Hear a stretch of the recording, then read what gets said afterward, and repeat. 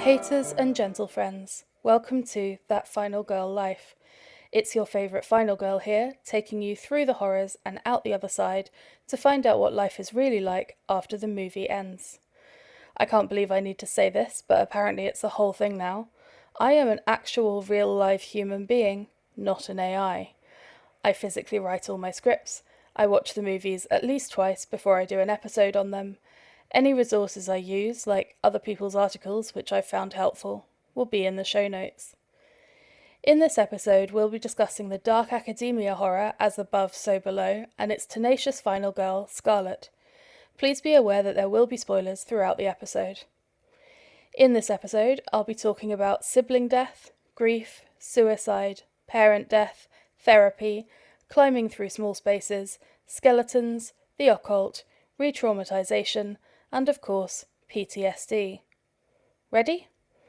Pour yourself a coffee, light a cigarette, and make sure you don't forget your waterproof boots as we make our way over to Paris for As Above, So Below.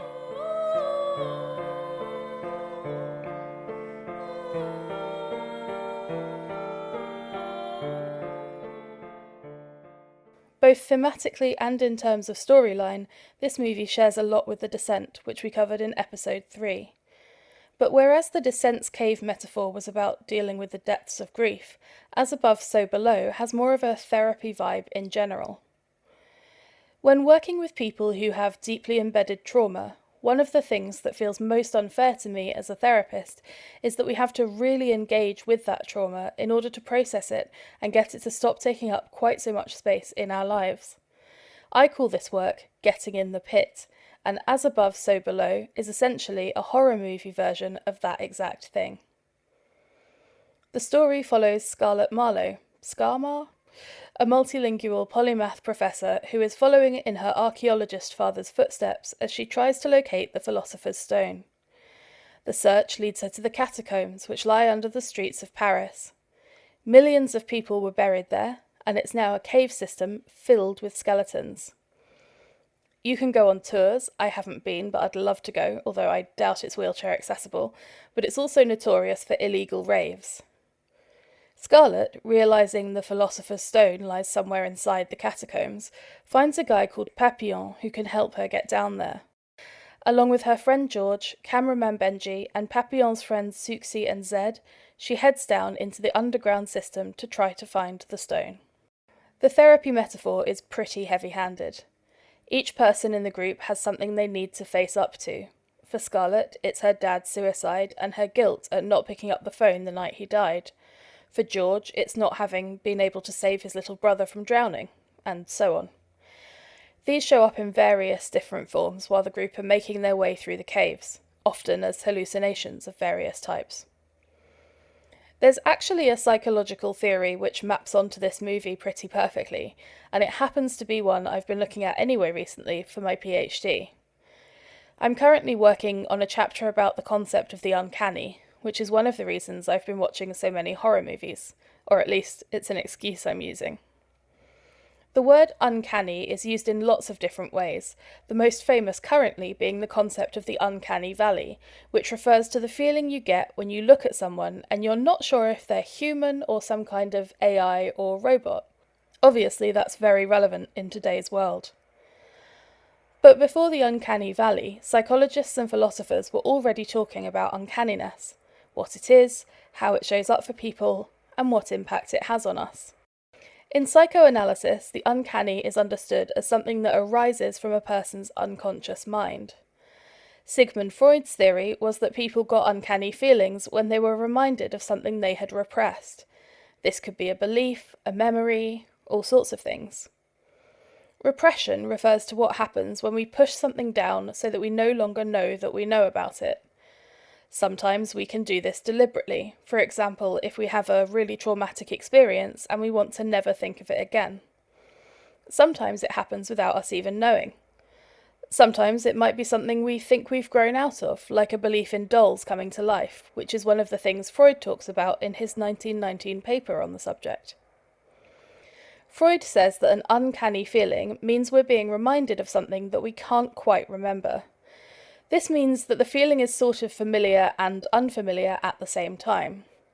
It's familiar because we've been living with it deep down inside us for ages. It's unfamiliar because whilst it's been a part of us, it's not one we've been aware of. Think about an iceberg, the majority of which is underwater. The unconscious mind is right down at the bottom of the iceberg, but if a huge wave comes and upturns it, suddenly it comes into awareness, and then we have to deal with it.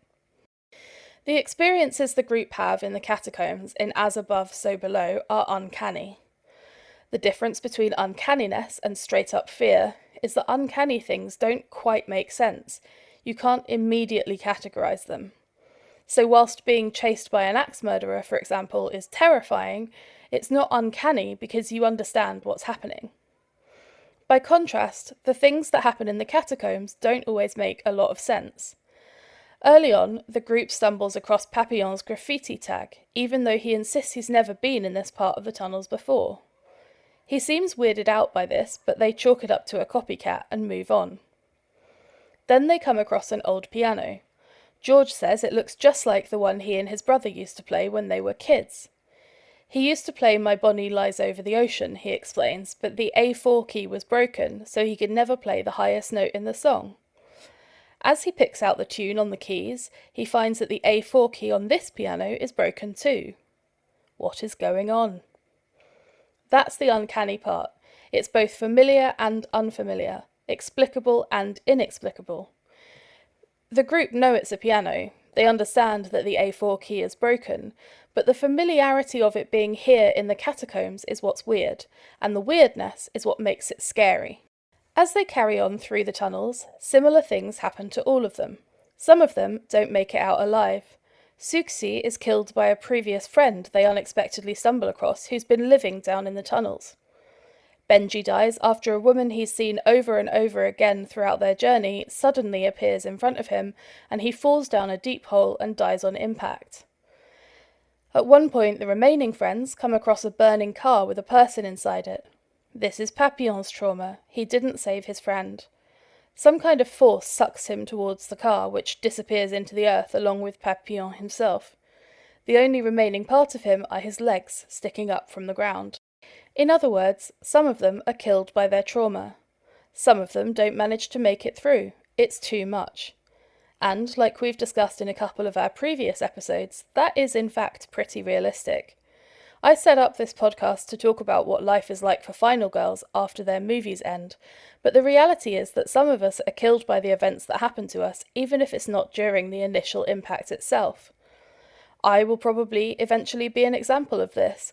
My childhood experiences of being trafficked and tortured have left me with progressive health conditions which will probably be the thing that kills me eventually, and they will undoubtedly shorten my lifespan.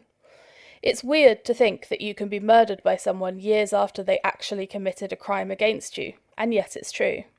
This is one of the burdens a lot of final girls have to live with. But back to the catacombs.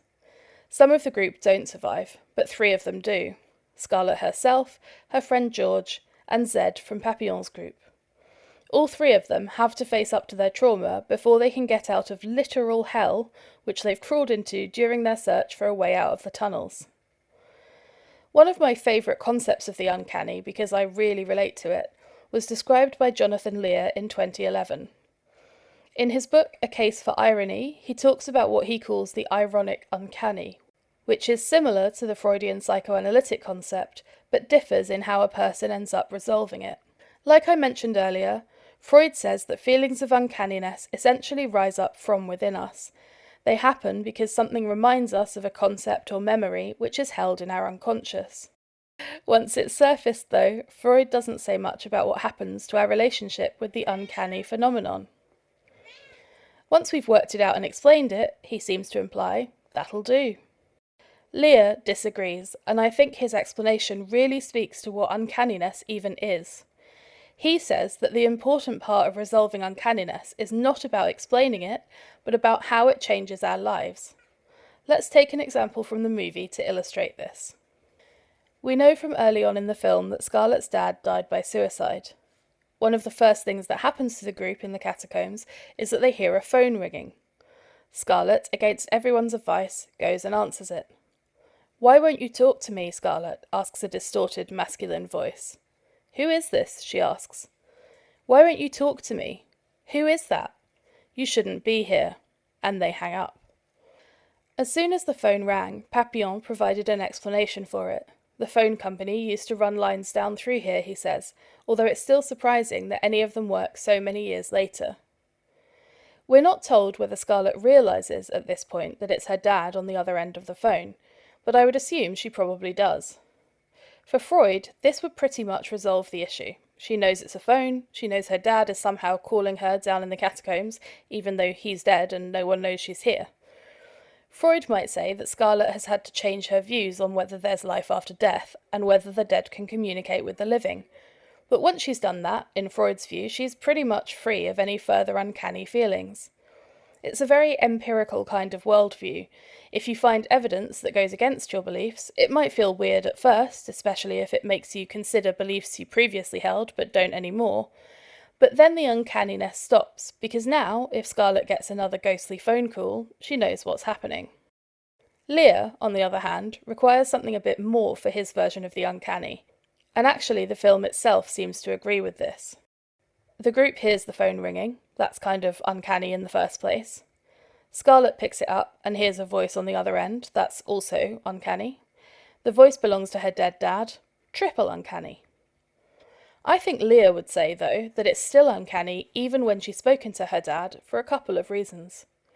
Firstly, people don't just suddenly change beliefs they've held for a long time.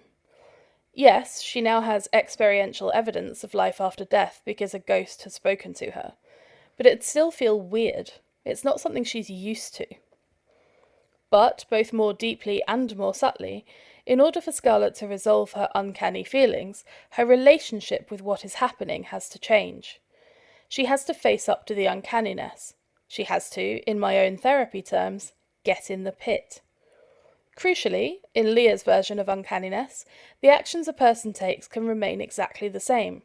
It's their relationship with them that differs. Towards the end of the film, Scarlett sees her dad's ghost hanging from the ceiling of the catacomb. She's alone at the time, and rather than running away, she goes up and hugs him. "I'm sorry I didn't pick up the phone that night," she tells him. "I didn't know you were in that much pain." Later on, just before they enter the final tunnel, which will at last lead them back outside, Scarlett gets George and Zed to also acknowledge the unconscious elements of their trauma, which the catacomb system has uncovered. And when they jump down into the final hole, they find at the bottom a manhole cover on the ground. Pushing it down and out, they emerge onto a Paris street. They have, in other words, turned their experiences upside down. The experiences themselves remain the same, but now the way they view them is different. If Scarlett hears a ghostly phone ringing at some future point, she might still pick it up, but it won't hold the same emotional weight any longer, because now she has dealt with the thing it represents. The action remains the same, but the relationship does not. It's no longer uncanny, it's just sad.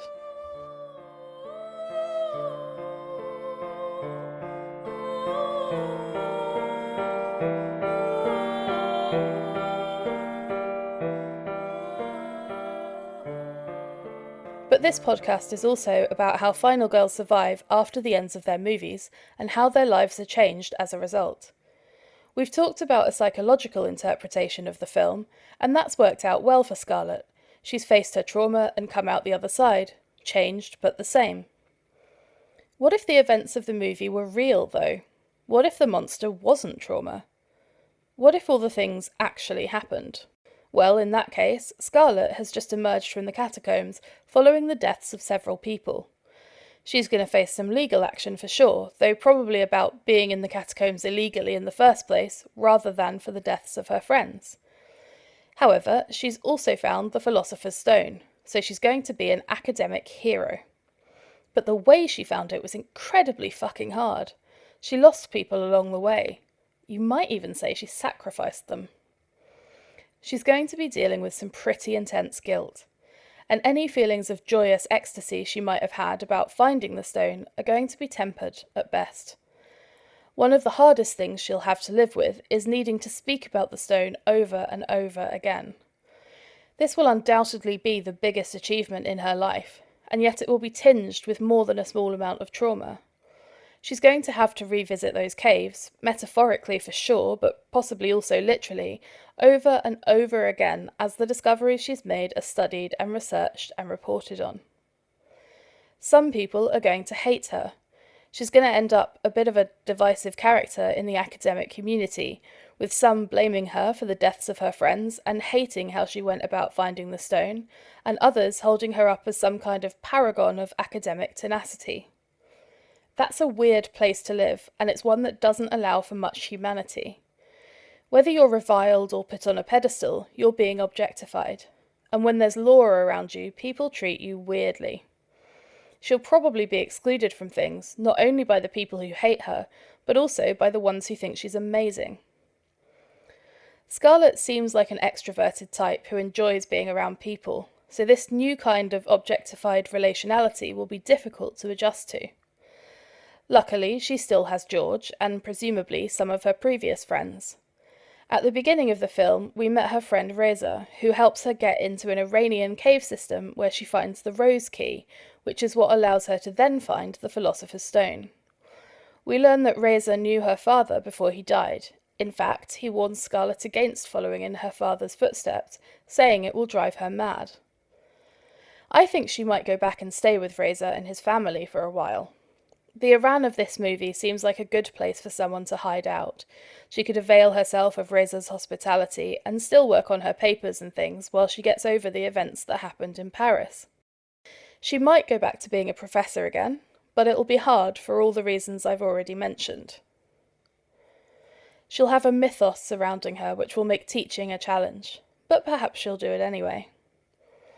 I think if most people were asked what psychological after effects Scarlett would suffer following the events of the film, they would name things like claustrophobia, or a fear of being underground, or perhaps specifically of catacombs. But often, psychological after effects don't take the most straightforward route.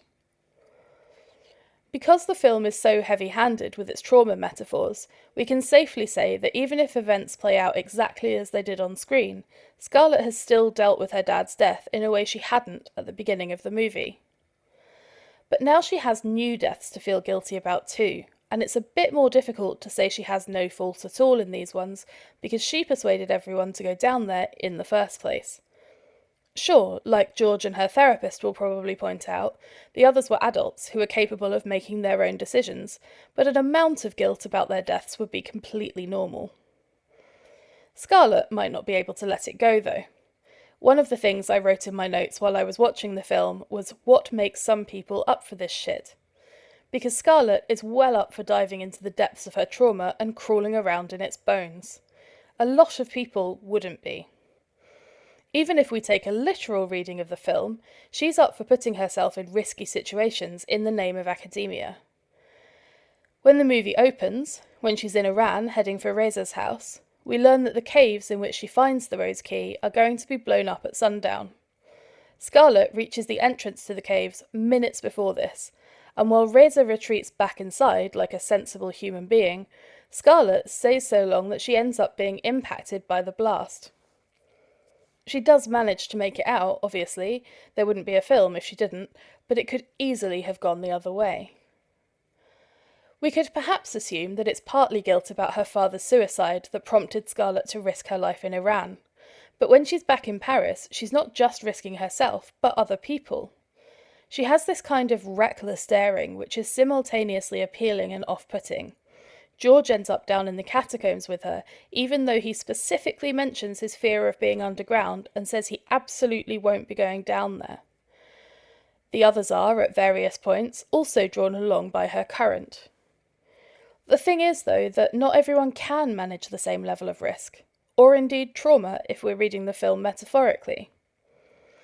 One of the things that makes me really angry is when some therapists decide it's appropriate to push their clients into situations or memories they're not ready to deal with. Just because you've gone into your own pit, if you even have, doesn't mean everyone else is up for doing the same. And forcing them to do so can have dire consequences, including, yes, death. Unfortunately, humans aren't always great at learning lessons. When pushed, we tend to rely on old habits and defense mechanisms, even if we know they're not helpful. And if those defence mechanisms have ever provided us with any kind of reward, it's even more difficult to resist the urge to fall back on them when things get tough. Where I'm going with this is that I think Scarlett, who already had a tendency towards risk-taking, and then found the literal philosopher's stone, never mind that some people died along the way, might end up even more this way inclined afterwards, especially when she's under any kind of emotional strain. She'll be seen as a kind of wild card in academia, which she is, and like I mentioned, she'll have her friendly and unfriendly camps among her colleagues. But she'll definitely get some offers in terms of madcap expeditions to find legendary items that may or may not exist. Let's go look for the Holy Grail. People don't think that's real either. Whether she gives in to the urge to take people up on these will depend on how self-aware she is, and also how willing she is to listen to the more stable influences in her life. Given that her and George admit they have feelings for one another towards the end of the movie, I'd hope that he might end up being a positive influence. He's an academic too, after all, and he's no stranger to a bit of risk-taking, but his line in the sand comes much earlier than hers. Their relationship could play out in a few ways. If she's really taken on board the events that happened in the catacombs, has reckoned with her grief about her father and the guilt and grief that came up as a result of their friends dying down there, then perhaps her and George could end up with something really beautiful.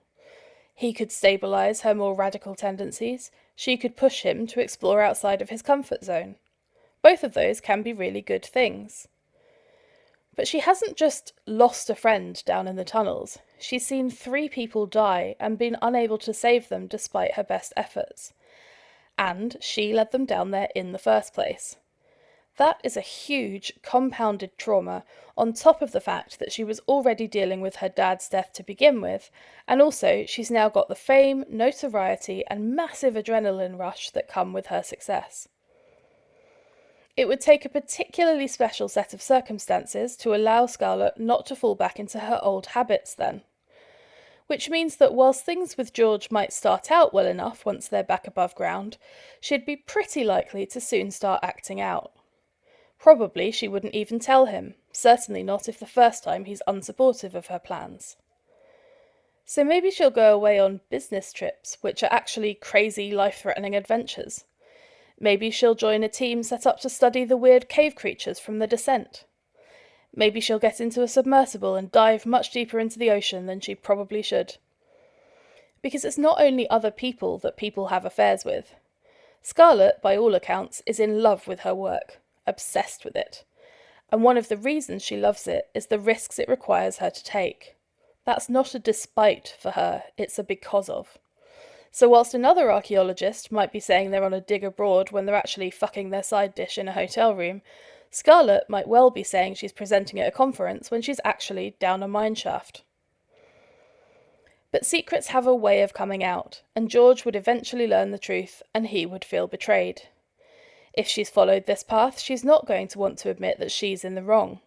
She'll probably say some really hurtful things, won't even pretend she's going to stop what she's been doing, and they'll go their separate ways, which is a shame because they could have had something lovely. That's still better than the third scenario, though, in which she somehow manages to persuade George to come along with her on her mad jaunts, and he eventually does end up dying in an unknown cave somewhere. Then she'll have to live for the rest of her life with the guilt. Or, perhaps even more likely, she'll be prompted to kill herself. This is all very hypothetical, obviously, but it's interesting to think about how people continue playing out the same patterns over and over again.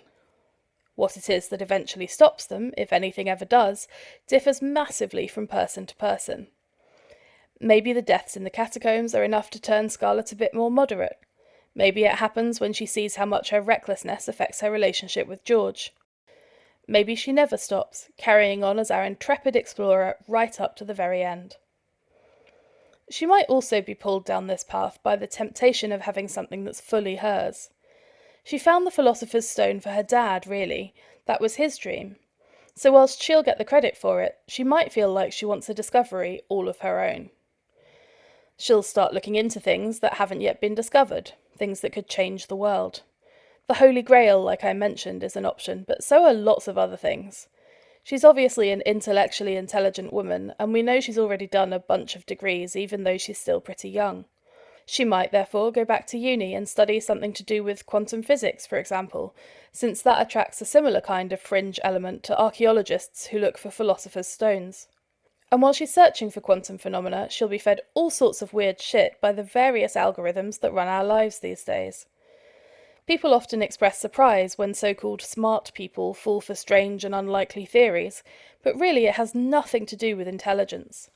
Like we spoke about with Danny in episode 1, people join things like cults and conspiracy groups because they're emotionally vulnerable, not because they're stupid. Scarlett might find some convincing-sounding flat earth videos, try to persuade George there's something in this theory. He wouldn't be convinced, of course, he's far too grounded. But people didn't believe in the Philosopher's Stone either, she'll tell him, and that's the problem. Once something really unlikely has happened to you, you come to realise that the world is so much stranger than most people think it is. We live inside a kind of fictional storyline in which the universe makes sense.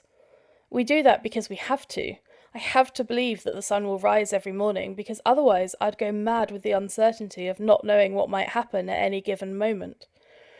But the reality is that weird things do happen all the time, and sometimes they're difficult or even impossible to explain. Once you've felt that in your life, really felt it, then it's much easier to fall down strange rabbit holes about the earth being flat or lizard people in skin suits running the world. My hope for Scarlett would be that she'd manage to move forward in life in a way that's still fun and fulfilling, but not so risky that it constantly re-traumatises her. And that's a possibility. She's still going to have some post-traumatic symptoms from everything that happened in the catacombs, as well as surely some kind of lung problems from breathing in all that bone dust. She's probably going to end up a bit more prone to believing in weird and wonderful phenomena than she was before, too. But there's not necessarily anything wrong with that.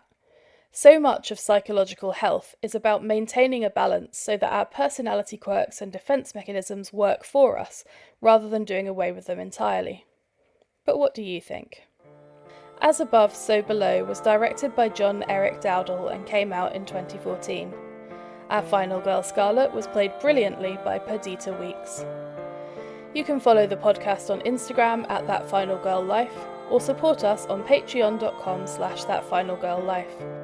If you have any suggestions for future episodes, you can email them to thatfinalgirllife@gmail.com.